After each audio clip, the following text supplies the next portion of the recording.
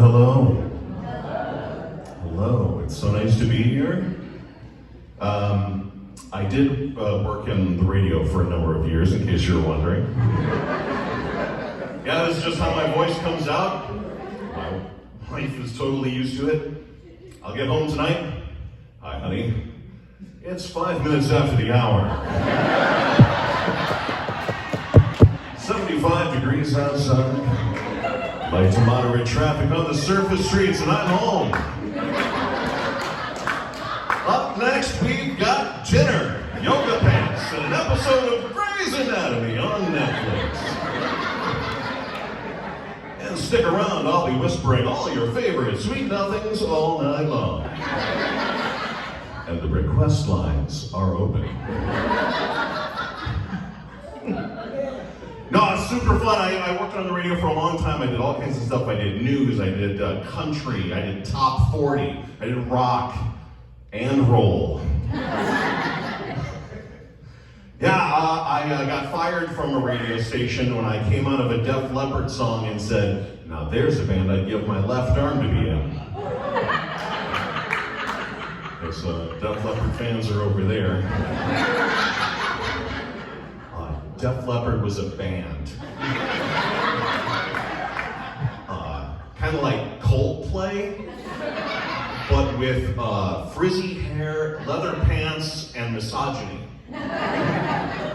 But their drummer was in a terrible car accident and he lost his left arm. But he could still drum, right? Which is amazing. And there is no one I would rather sit next to on an airplane.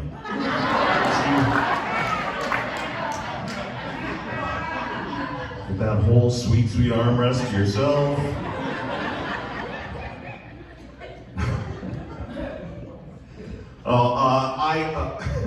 Having this voice is a little bit weird. Every once in a while, I'm kind of afraid that I'll get a phone call and people will think I'm a robot. Hello, this is Brian Atkinson. Thank you for calling. Operator! Talk to an operator! And then I'll have to call my mom back and pretend that I'm selling her a reverse mortgage. I've always wanted to be a performer. When I was a kid, I actually took ventriloquist lessons. You look scared. Don't worry, this is not one of those, oh, say hello to my little friend. We're not doing that. No, I was really good at the voice part, but terrible at the puppetry part. So I just told everybody the dummy was paralyzed. Does that make me a horrible person? Yeah, no, the real reason that I don't do ventriloquism anymore is this voice does not work at little kids' birthday parties. Hello, children.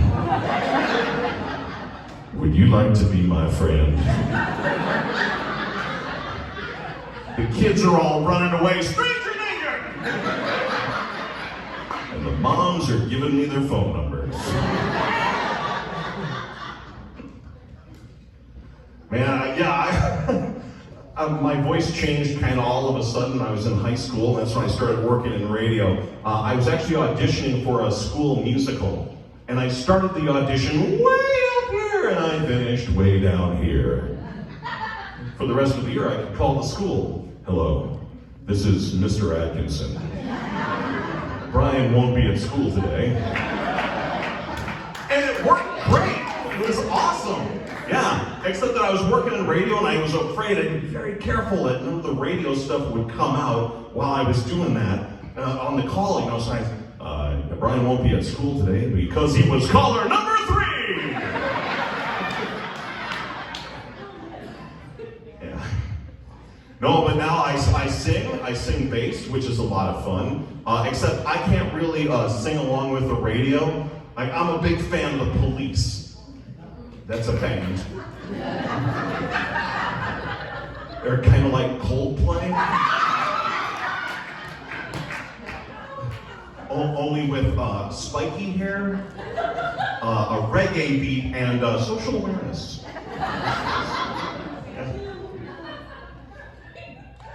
No, their song, Every Breath You Take, gets really creepy really fast. I'll be watching you. And parents, you do not want me to be a chaperone on your kids' school bus trips. The wheels on the bus go round and round. And it's the worst at Christmas. Santa Claus is coming to town. He sees you in your sleeping.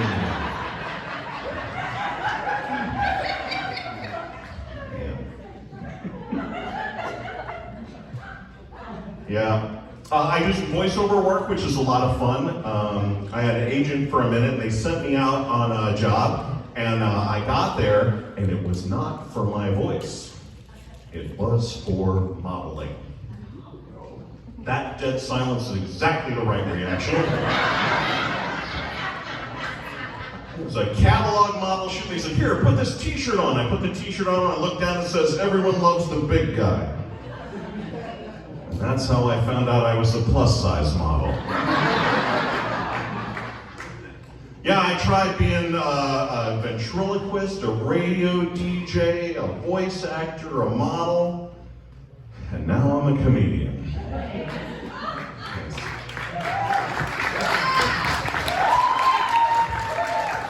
But at least I never resorted to juggling and magic. Juggling and magic is it's kind of like Coldplay.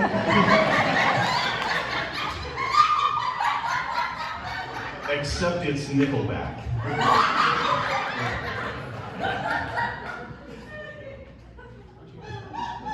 Well, I've done all kinds of really fun things with my voice over the years. My wife and I are in town today. We got to go to a Cubs game, and they won! That was awesome. Yeah, it was a walk-off. In the 10th, it was awesome. But a few years ago, I auditioned to be the Cubs PA announcer. So if you know Jeremiah Paprocki, he's the PA, and he's now batting, that guy, right? And there were 2,500 people auditioned. They had 25 people come to Wrigley Field, and I got to be one of them. I got to call a pretend game from the booth. I got to hear my voice ring out in the friendly confines. It was awesome. It was one of the best memories of my life. And then they took me down to Human Resources to make sure that I knew a few things about baseball. I got this. Said, can you name 3 ways that a player can get to first base? No problem. I can get a single, a walk, or base on balls. I can get hit by a pitch. There's an obscure way that if a catcher drops a third strike, the player can steal first. But I think the one that everybody forgets about, dim the lights, open a bottle of wine, put on some Coldplay,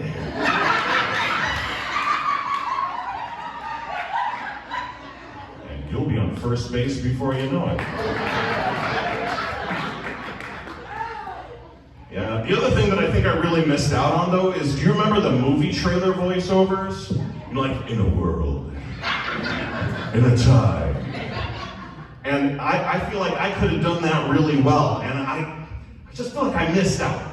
And so I want them to redo the Terminator, but with today's technology, it would be awesome. And then I'll do the voiceover, okay? So it'd be something like, in a world before Siri, in a time before Alexa, before Hey Google, it was always there, always waiting, always listening.